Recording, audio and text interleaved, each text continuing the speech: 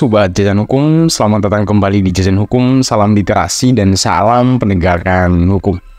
Oke, baiklah Sobat Jajan Hukum, setelah sekian lama kita tidak berjumpa, perjumpaan malam hari ini tentunya seperti biasa saya akan membagikan beberapa pengetahuan hukum yang saya punya. Setidaknya dan harapan besarnya pengetahuan ini dapat berguna bagi kawan-kawan sekalian. Tapi sebelum masuk ke pembahasannya, saya ingin sedikit meminta dukungan dari Sobat Jajan Hukum sekaliannya untuk like, komen, dan subscribe agar Sobat Jajan Hukum sekalian mendapatkan updatean dari informasi atau konten-konten yang saya bagikan. Di video kali ini Sobat Jajan Hukum, tentunya saya akan mencoba membahas tentang pelarangan etnis Tionghoa untuk memiliki tanah di Yogyakarta ya.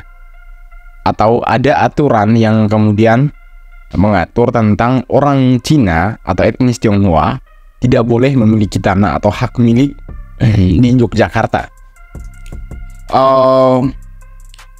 Pada dasarnya Sobat Jajan Hukum, Daerah Istimewa Yogyakarta itu diatur dalam Undang-Undang Nomor 13 Tahun 2012, dan soal hak milik atau pelarangan memiliki tanah oleh etnis Tionghoa juga diatur dalam Undang-Undang Keistimewaan ini.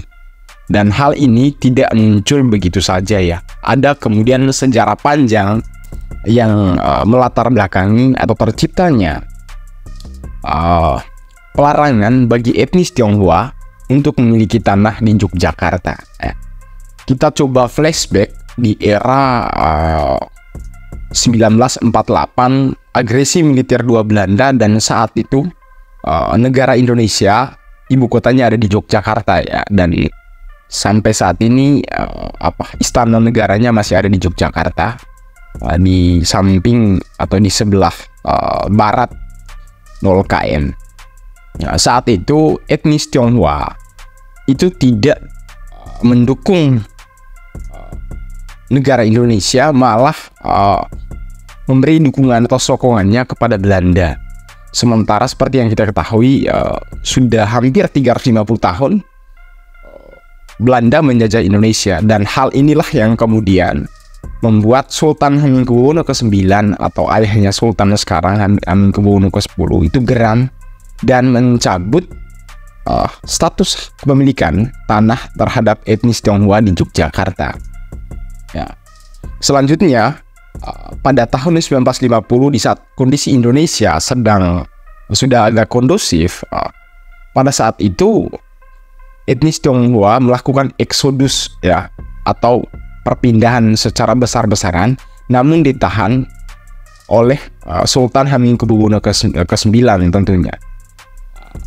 Tetapi dengan catatan etnis Tionghoa boleh tinggal di Yogyakarta, tetapi hak milik atas tanahnya dicabut. Tetapi untuk hak pakai atau hak guna usaha tetap boleh dimiliki. Nah itulah kemudian sedikit histori yang melatar belakangi kenapa etnis Tionghoa tidak boleh memiliki tanah di Yogyakarta. Sehingga pada tahun 1975 melalui Paku Alam ke-8 menginstruksikan atau melakukan instruksi kepada beberapa pejabat terkait untuk tidak menerbitkan sertifikat hak milik kepada wali kota, kepada bupati, dan lainnya, untuk tidak memberikan sertifikat hak milik kepada etnis Tionghoa. Dan beberapa kali juga etnis Tionghoa melakukan gugatan ya, dengan landasan bahwasannya ini bentuk diskriminasi. Namun oleh mahkamah itu dilihat sebagai bagian keistimewaan dari Yogyakarta. Mungkin sekian pembahasan konten dari saya malam hari ini. Jangan lupa like, komen, dan subscribe Sobat Jajan Hukum sekalian. Semoga Sobat Jajan Hukum sekaliannya tetap dalam lindungan yang kuasa. Salam literasi dan salam penegakan hukum.